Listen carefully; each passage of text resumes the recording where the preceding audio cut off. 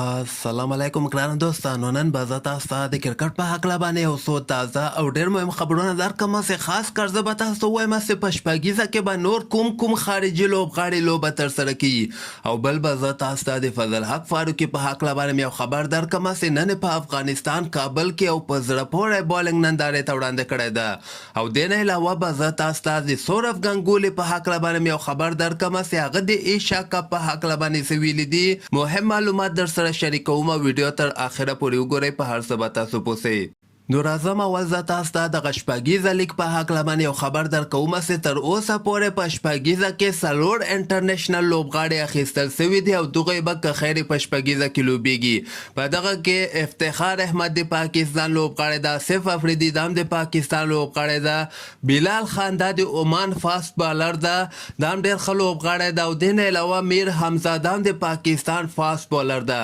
یعنې فی الحال دغه څلور انټرنیشنل لوبغاړي اخیستل سوي دي، خو د افغانستان کرکټ بورډ په دغه لوبغاړو کې نورو سره هم خبرې روانې کړې دي. په دغه کې د پاکستان عمر اکمل، کامران اکمل او د نه علاوه انور علي او د بعضې د زیمبابوې لوبغاړي سکندر رضا او موسی رباني غوندې لوبغاړو سره هم تماس نیولی ده، او که چېرته دوی تیار سي نو دوی به هم که خیر په شپږیزه کې لوبیږي.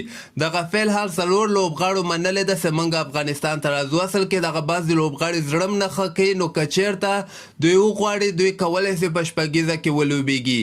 بل به زه تاسو ته وایم چې نن په افغانستان کابل کې یوه پریکټس لوبه ترسره سوله. دغه شپږیزه خو که خیر څو ورځې وروسته شروع کېږي، دغې نه مخکې هسې پریکټس لوبې هم روانې دي چې نن ورکې فضل حق فاروقي او په زړه پورې بولینګ نندارې ته وړاندې کړې ده. زه به تاسو ته وایم چې فضل حق فاروقي حضرت العزازي هم په دغه لوبه کې آوټ کړی ده. اول د حضرت العزازي د ټیم بیټنګ ترسره کړی و، صرف 140 رنزه ټارګټ یې د فضل حق فاروقي د ټیم ته ورکړی و. د دوی لپاره زبیر اکبر 50 رنزه کړي دي، شمس الرحمن 25 او یوسف شاه 22 رنزه کړي. زازي دغه لوبه کې نه ده چلیدلی، او فضل حق فاروقي بیا په سرور او وړو کې درې لوبغاړي آوټ کړي دي، صرف 19 رنزې ورکړي دي.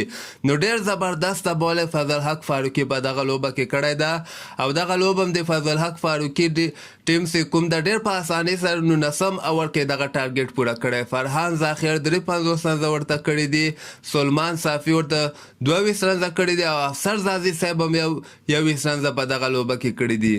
او بل به زه تاسو ته دغه ایشیا کپ په هکله باندې یو خبر درکړم چې سریلانکا کرکټ بورډ وایس چیرمن چې کوم ده یو ځل بیا دغه خبر ورکړی ده چې صحیح ده په سریلانکا کې حالت خراب دی، خو تاسو وکتل اسټرالیا هم راغلی ده، اوس پاکستان هم راغلی ده. پاکستان سره به وایي دغه دوه ټیسټ لوبې ښه په ارامه سره ترسره سي، نو موږ وایي کولی سو چې ایشیا کپ په سریلانکا کې ترسره کړو. کیدای سي دغه یو څو ورځو کې د ایشیا کپ آخري فیصله هم راسي، خو دغلته بیا سورف ګنګولي نه کله پوښتنه وسوله چې ته د ایشیا کپ په هکله باندې څه وایې. هغه بیا ویلي دي چې باید موږ ته پکار ده چې یو میاشت پورې دوی ته صبر وکړو، یعنې یو میاشت نور هم دوی ته صبر وکړو چې کوم حالت سریلانکا کې بدلیږي که هماغسې دي.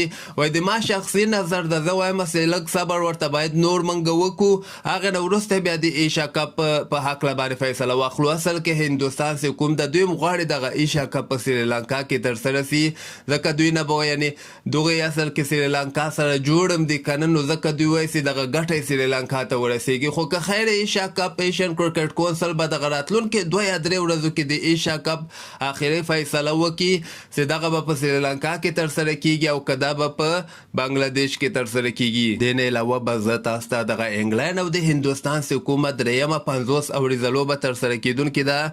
دغې نه مخکې 2 لوبې ترسره سوي، له 13 ورځې مې 1 لوبه ترسره سوله چې هغه ونه انګلینډ په 100 رنزو باندې وګټله.